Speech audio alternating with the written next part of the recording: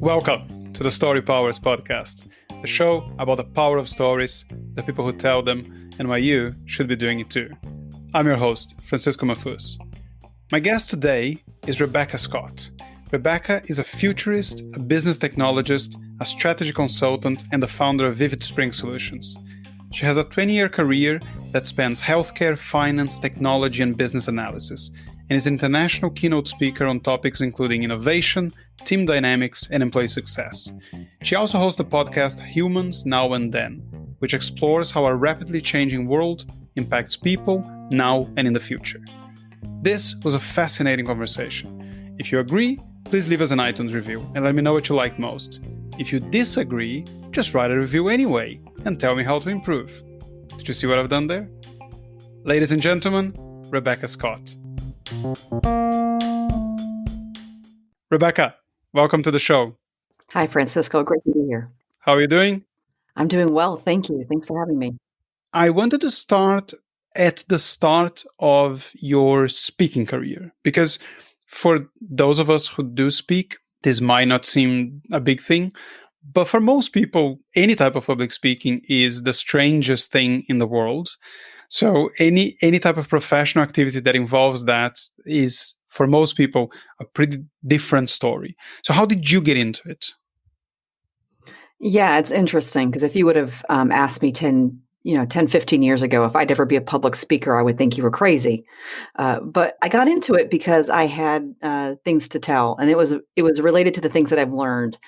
And originally, it was things I learned in business and work. And so as I learned things through business and work, I wanted to share that information because I found a lot of people saw that it was useful.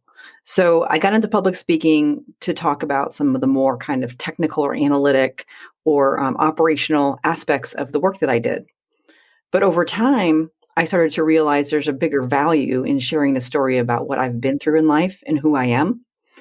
So I started telling more stories about kind of that journey, the impact on me, and that kind of also brought me into the work that I do today, really focusing more on the impact of the world on people.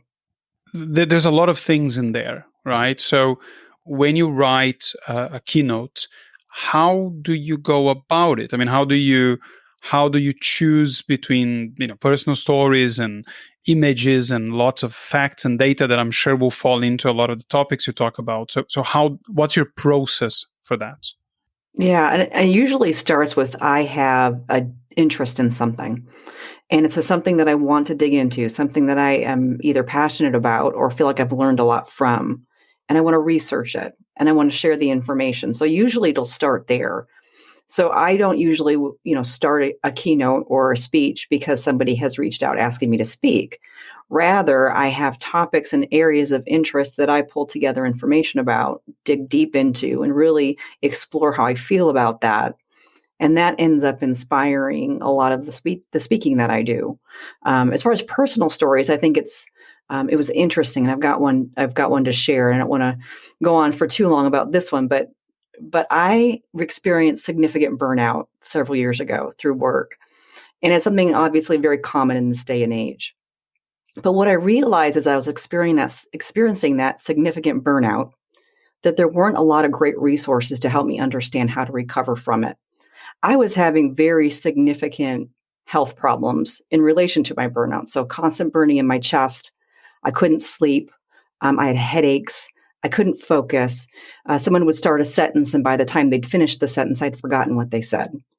I was worried for my health and well-being. It was very bad. Sorry, how long did that go on for? Right. So that significant kind of before I really started looking for solutions to that, several months, until I realized that I could not continue in that state. So I went and talked to doctors. I did my own research to try to really figure out how do you recover from burnout effectively? Because a lot of people just think like you need to cut back hours, you need to relax, go on vacation. But what I learned is that's not necessarily the solution. We need to think about it as a health condition, and you've pushed your body too far. And there's things you need to do to recover from that. So it took me about 18 months in full before I felt like I was back to myself, before I felt healthy again. And I wanted to share that story because I felt it was important for other people to learn that too. So the first time I was truly vulnerable in my speaking, I talked about my personal story through burnout. which is a little scary because it was the first time I did do a very vulnerable personal story in front of 200 people. But what I found is that a lot of people in the audience resonated with my story, thanked me. I had people walking up to me afterwards, hugging me. It was the strangest experience to me. But I also had people 2 years later come back to me and say, that was really impactful to me. That changed my life. And then you start to realize the power of being vulnerable and telling your story. As you well know, the vulnerability angle is one I tend to bang on about a lot, and this is just something that it's becoming more part of the normal conversation these days. I think vulnerability has become a little bit of a buzzword since Brené Brown, but it still shocks people how much of an impact it has when you share something difficult, when you share a struggle. So I had my story in a way, it's slightly similar to yours, but I think it's perhaps more common to most people because they would never think of that as burnout. And the story I lived through was I just didn't like my job a great deal. I mean, I liked the job, but there was a lot of pressure. My boss wasn't necessarily the nicest person ever. And I started feeling that, and it became a physical thing. In my case, it was a tension on my back and shoulders, which is very common. And working on the computer aggravated that. So the whole thing disguised itself as maybe a sports injury that didn't heal properly, an office injury. And I just drank. I would probably drink every now and, during the week. Most nights I'll have a couple of glasses of wine, but then on Friday I would start drinking, and I would go through a bottle before I realized that I had started. And I didn't think too much of it. I just thought, when I'm stressed out, I need to decompress a little. And at one point I realized that if I had an early day on Friday, I would go to lunch and I would try and drink as much as I possibly could at lunchtime, because I wanted to, be numb from all the stress, and I wouldn't touch my work email until Sunday. I just didn't want to have anything to do with it. And eventually I quit the job, and things improved. But it never occurred to me to think of that at the time as burnout. I just thought, I have a stressful job. And I dealt with that for, I think, 3 or 4 years. I think that's really interesting to think about that that thing that a lot of people experience, which is disconnection from their work. And there's been more and more research associated with things that we call maybe disengagement. But what I rather think of as a disconnection between the work that we do and the outcomes that we as a team, as an organization, are trying to achieve.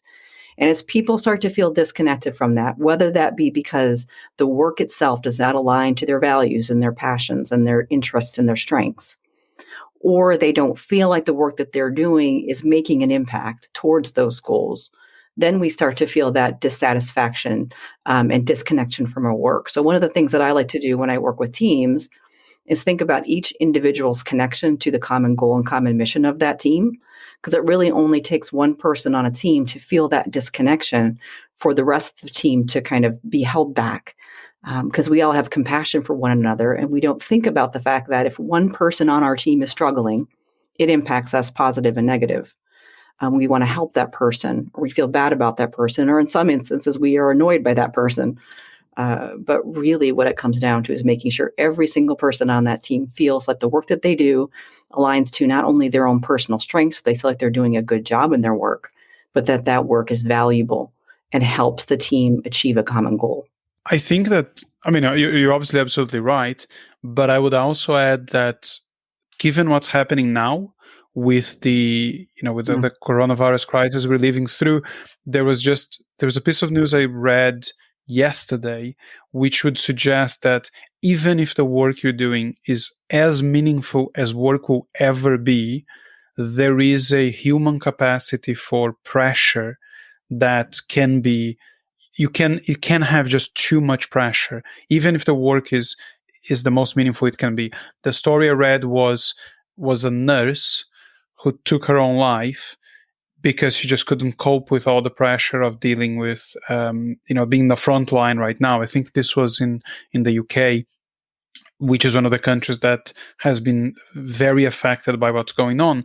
And she's saving lives. And the health professionals have never been more highly regarded than they are now.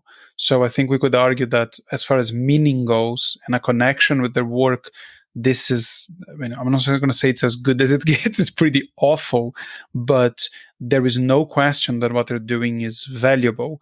But perhaps there's something to do with how they're not being very well supported, and there's issues with equipment, and it's just, that sheer amount of human suffering must take its toll after a while.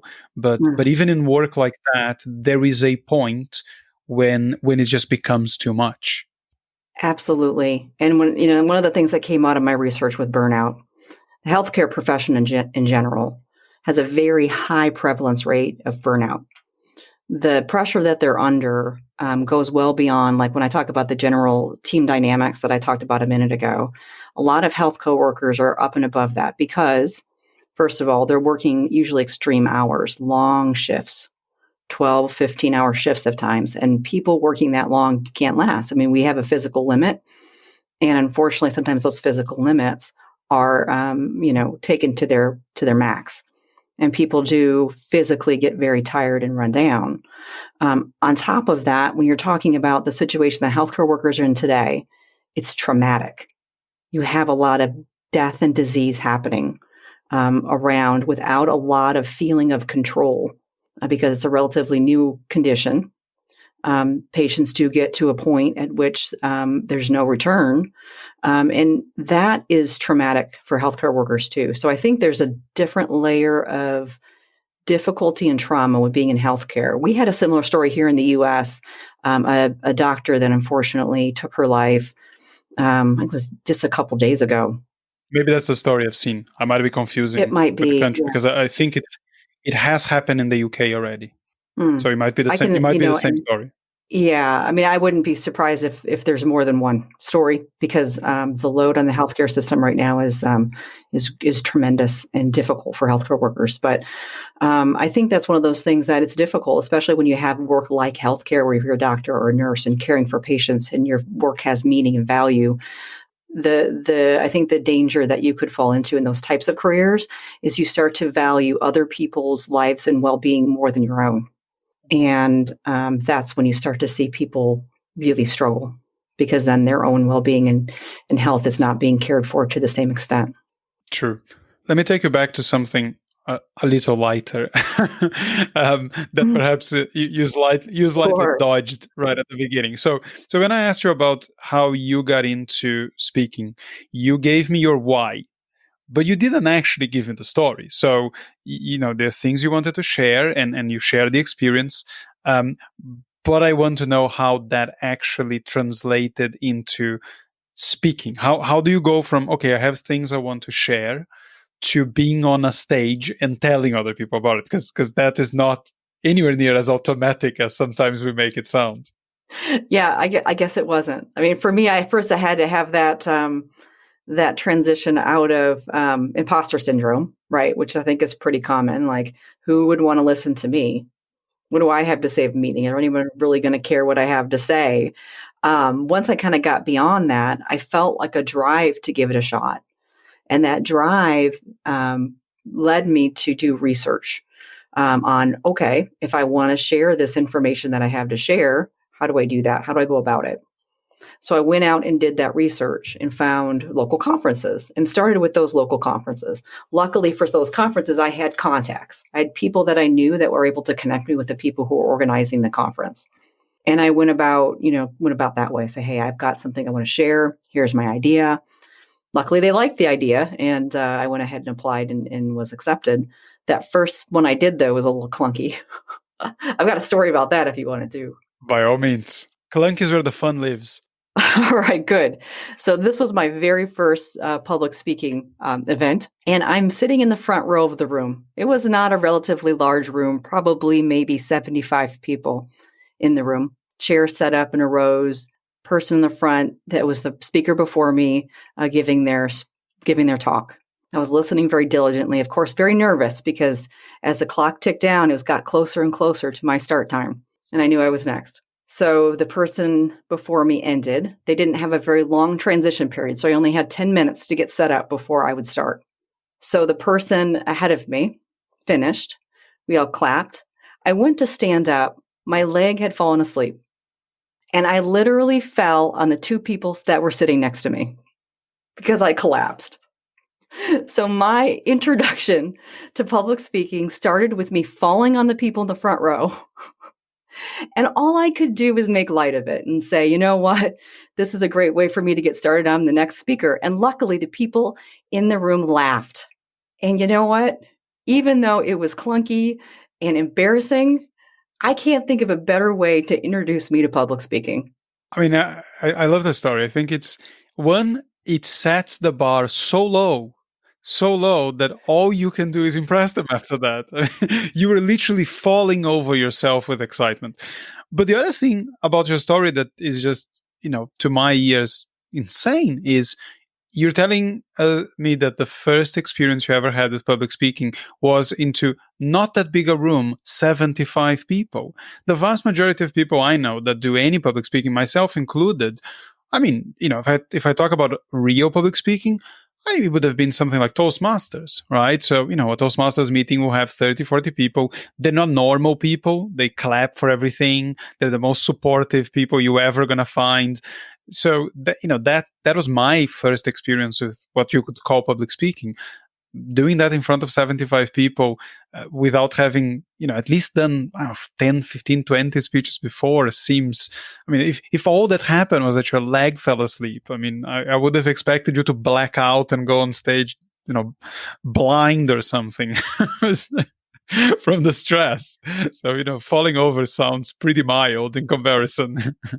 I think it was probably a blessing looking back, because maybe all of those things would have happened had I not gotten that out of the way. True. And it is true sometimes that strange events like that sometimes are all you need to break the tension. And from that happens, and then arguably you're not worried about looking good because that's gone out the window. So all you do is you go there and tell your story or share your message. And, that arguably that's what public speaking should be about. Shouldn't be about how great a speaker people think you are. It should be about, was there value in what you were sharing? But, it's very easy to worry about the former, and not about the latter. But I was going to say, what I thought was really interesting about that was not even just the fact that I completely embarrassed myself, but the fact that I got a laugh when I acknowledged that I looked like a fool. And that actually built a connection with people in the room that was also valuable. So I think there's something there too. People don't mind if you have flaws or if you're imperfect. The best, and I would argue safest form of humor nowadays, and we are in very politically charged times. It's very easy to say something that could be considered offensive, but it's very hard to have an issue with all the humor you're using is about yourself. If you did something silly, or if you're talking about your physical appearance or things like that, particularly if it's not something that is generalizable, right? I can talk about my lockdown hair, and no one can take offense about that. Maybe if you talk about your physical appearance, there are certain things that other people might take issue with. But if I'm talking about my hair, or the way the way I move, the way my accent sounds, then I'm in safe ground. I can make as much fun about that as I want, and no one can ever have an issue with it. If you can, you should always try to make people laugh, I would think, even if it's a serious talk. And if you can make them laugh about yourself, then they will always think, okay, so, this person doesn't think too highly of themselves. It's not, their head is not too big just yet. And that can only help, in my experience at least. What I wanted to move to is some of the things you've done in your career are very different than that story you shared. So you're talking about burnout, but obviously you have this whole futurist thing going. Before we get into what that has led to, which is the podcast, what exactly is a futurist? Yeah. So that's a great question, because I think it really, for me, I can say what it is for me, because I think this could be multiple things to multiple people. And I'll say there are people that have had years and years and years of a long career in futurist thinking or foresight. I'm not one of those people. I do have a background in innovation. So a lot of my early public speaking, a lot of my early research and some of the work that I did was in relation to innovation or setting up the ability to be innovative within companies. I still do some of that work today. But that really led me down to the path of me thinking more about what was going to happen in the future and my own agency to shape that. So for me, being a futurist means you look forward, you're curious about where the future is taking us, good and bad, all of the above.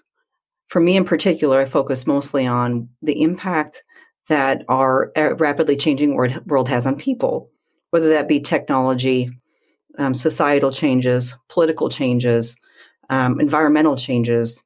What impacts are these going to have on human beings now and going into the future? And what can we do to help shape that future instead of feeling like we're powerless to change it? Okay, so that makes enough sense. But I think perhaps the question that a lot of people have when they hear about futurists or anyone doing that type of work is an assumption that you'll be making predictions. Mm-hmm. Yeah. So there are futurists that make predictions. I would say they're more potential projections because nobody has a crystal ball. Futurists are not psychics. Futurists can't say that I have a vision that, maybe there's some, I don't know any. But anyone who tells you 10 years from now, this is exactly how we're going to be living. And I know there's a couple guys that have a pretty good track record for whatever reason. They're intuitive. I don't know. But for most futurists, we can't predict the future. And if anyone is doing it, they're probably not giving you a reliable prediction. All we can do is say there's potential outcomes, right? So if you think about it from like what you call a foresight perspective, foresight basically means I'm going to think into the future and make potential projections of what I think could happen. That's based on information that happened in the past, information that I see around me now, and also insights into things like, for instance, what are large tech companies researching? What are their strategic plans? What outcomes are they looking to achieve in the next 5-10 years, which starts to shape out a potential direction. But those outcomes are not set in stone. Instead, they're trajectories that we're on, things that we think about that will happen next 10, 15, 20 years. A prediction, though, is something that would be perceived as being much more solid. And I think that's one of the things that hold people back from getting involved in shaping the future, because they feel like that future is already set. That future is already defined. And a lot of times it's presented to us that way by tech companies or by, sometimes futurists, but people will say, 15 years from now, this is how we're going to be living. This is what we're going to be doing. I can't say that, neither can they.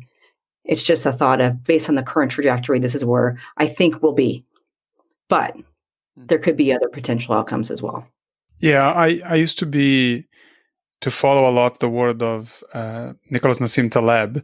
And one of the things that stuck with me, it was, I think in The Black Swan, he talks about this, how some systems are just too complex to predict. And anyone who wants any type of confirmation of that, all they have to do is look at political or economic analysts and ask them to say what they think is going to happen in the next 6 months or year. It's just they are never right beyond what they would get right with a coin toss, right? And this is statistically proven, and there's plenty of work backing that up. But it's their job to sound confident about those predictions. So somehow they do it, and no one seems to mind that their level of accuracy is very, very low. But I take it that your interest in this area was part, but perhaps not all, of the story behind starting the podcast. So why did you start Humans Now and Then? Right. So I actually ventured out with my own company last year, Vivid Spring Solutions, as my side gig, and worked on trying to build that. And through that journey, worked with a lot of local leaders, in particular here in Indianapolis. and kind of explored their journey through their teams, through their work that they do, and the challenges that they face. And of course, one of the primary themes that would be woven through our conversations were dealing with the rapidly changing environment and the rapidly changing world in which we're living, from a business perspective, from a human perspective, from a family perspective. I mean, all of these things started weaving into our conversations because we are starting to realize, I think collectively more and more, we are not just our work. We are not just our title. Instead, we are all of those things that we experience in life, and kind of all put together into this interesting weave that define who we are and how we live our lives. So eventually I started to feel like, first of all, I wasn't getting a whole lot of traction. I think my business wasn't really taking off to the extent I wanted. So I felt very frustrated. And I think that frustration in life sometimes serves as a catalyst. And those catalysts can be good and take us towards a better journey for ourselves. That catalyst made me have a realization. And it was literally me driving my daughter to gymnastics one day. I'm just driving in the car, not really thinking about the future, not thinking about my work, not really thinking about anything like that. All of a sudden, I have this epiphany, this thought that just entered my head about, you need to do a podcast.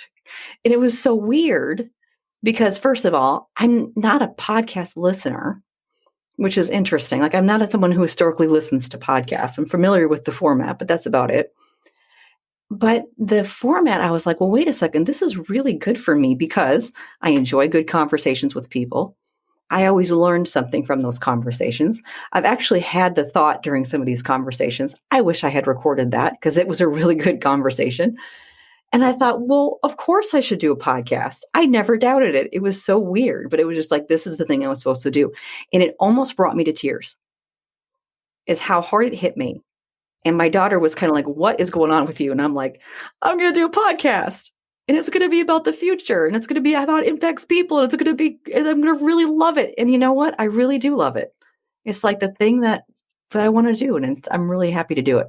So what you're saying is that you had what some might call divine inspiration, that you were meant to be a podcaster on this earth.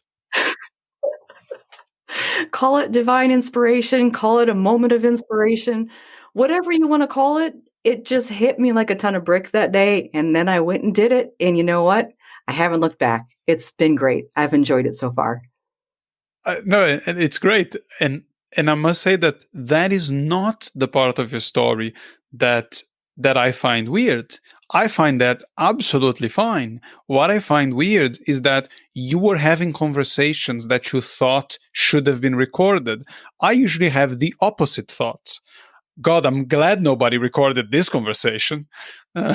So at least that's my group of friends. Perhaps I just need to speak to more interesting and intelligent and, more appropriate people. You launched a podcast recently, and you started with a pretty broad array of guests. And I must say, all your guests so far have been all very good looking. So how are you selecting them? I mean, what's the, with a good looking joke aside, what is your process?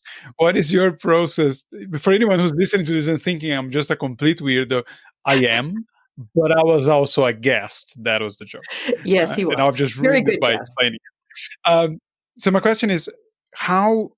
Because what you described opens up so many avenues of potential guests. My podcast is a lot simpler in that way. People that tell stories, so storytellers, marketers, speakers.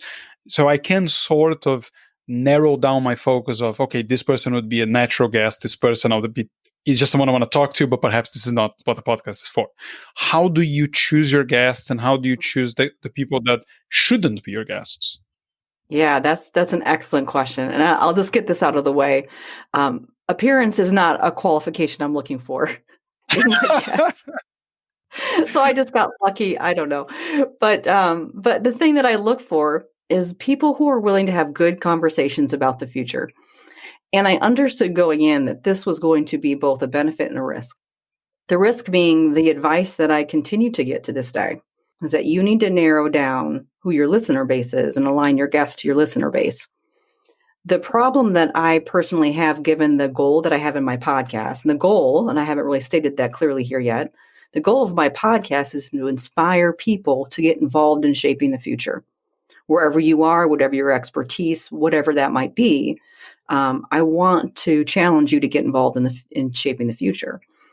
That is not limited to a specific field, a specific area of interest, a specific demographic. Instead, it could be anyone. And so going into this, I knew that was going to be some level of risk, because that's the big advice they give you.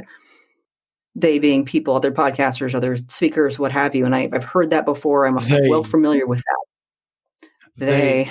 That's the same they, the people who you probably all have people like this in your life, the they that give you lots and lots of advice about what you should and shouldn't do.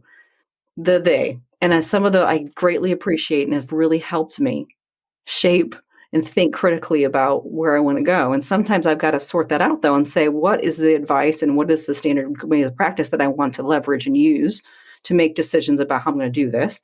And what are those things that I'm going to cautiously choose to put aside? And one of those was around limiting the backgrounds and expertise of my guests.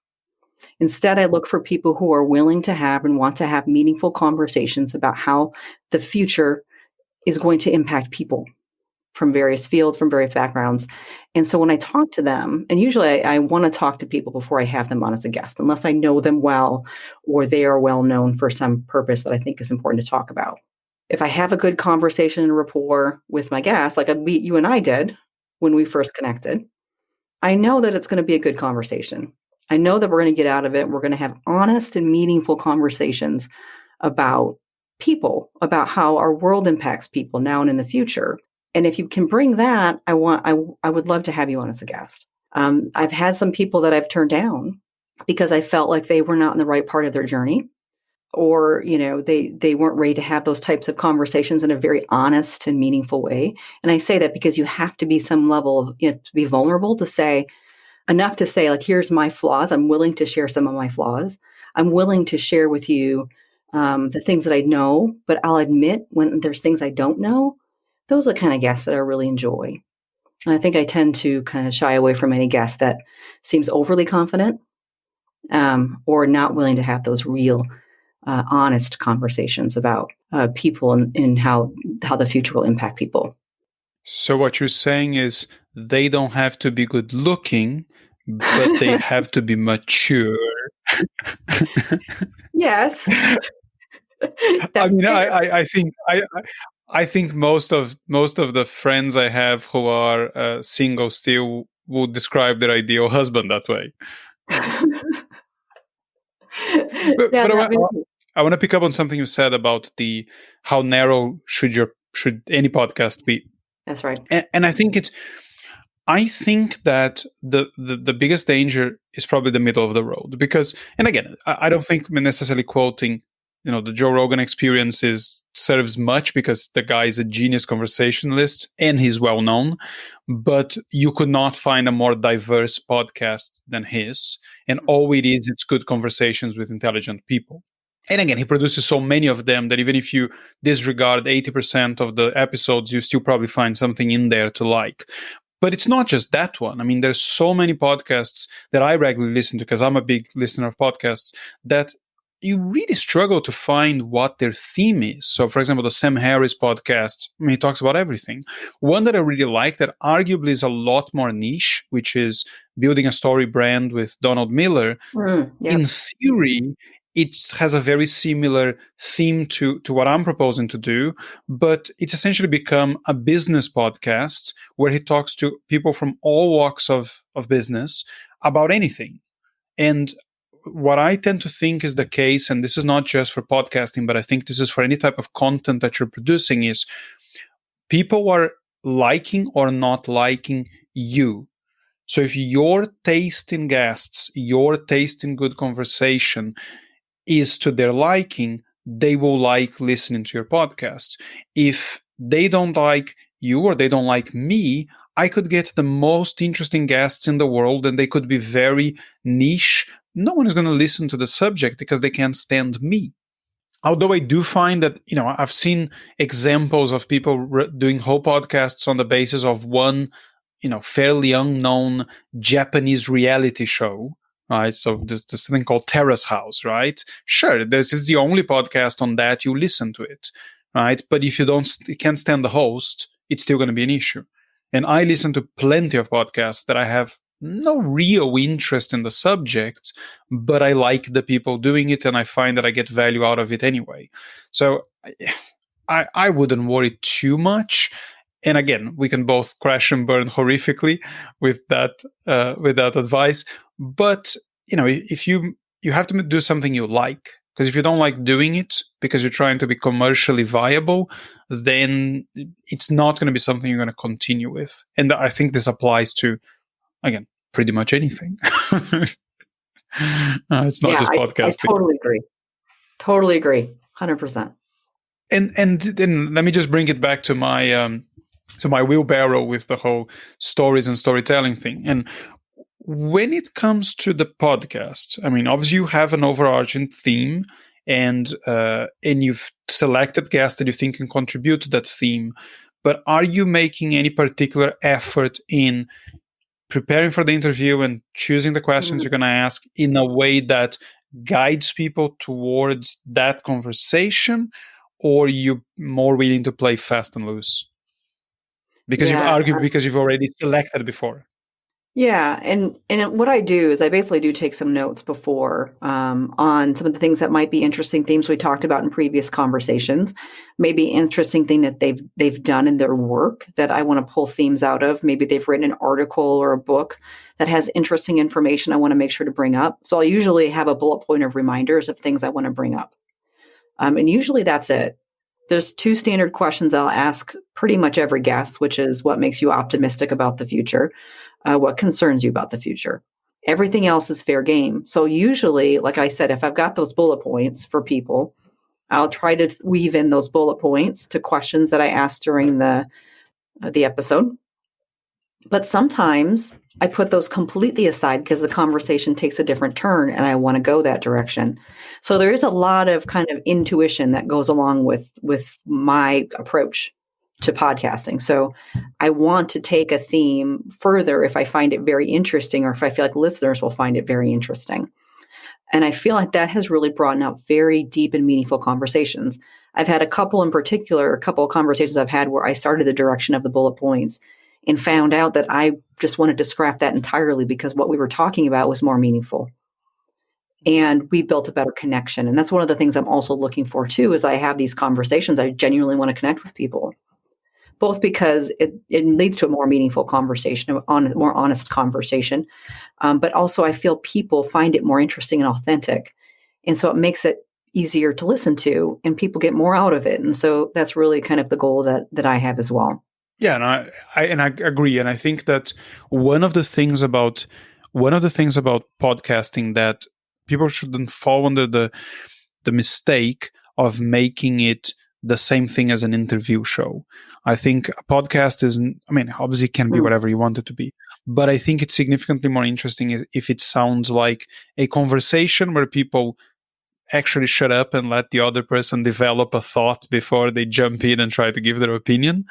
But if it's too much of, I have the 7 or 8 questions and I want to get answers to them, even if this creates for a very disjointed conversation, then I can't imagine that they're that much fun to listen to.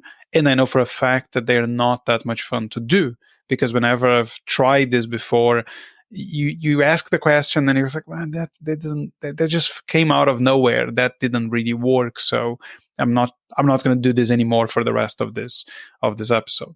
And I wanted to give you not a challenge, but I'm going to pretend I didn't listen to anything you said about what futurists do or don't do, and ask you to make some predictions.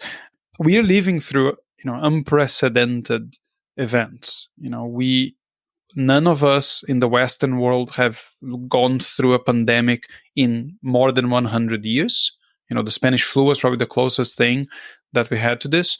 And the world was a very different place then. So I don't know how much we can make a clear comparison.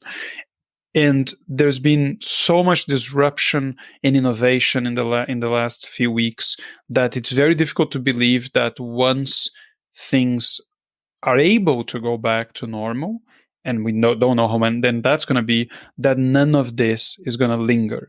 I have a feeling a lot of things that are happening right now because they were forced on us are going to become or might become staples of our normal lives going forward.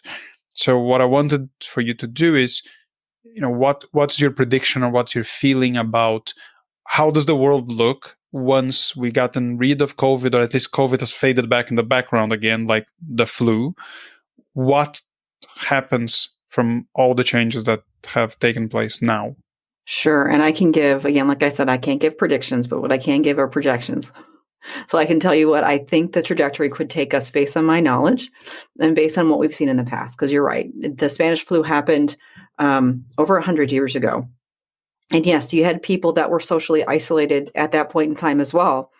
It's really interesting because that point in time wasn't really well known from a historical standpoint until now, because now we're starting to look back on that and think about it. But the world was quite different then than it is now. We didn't have the technology we have now.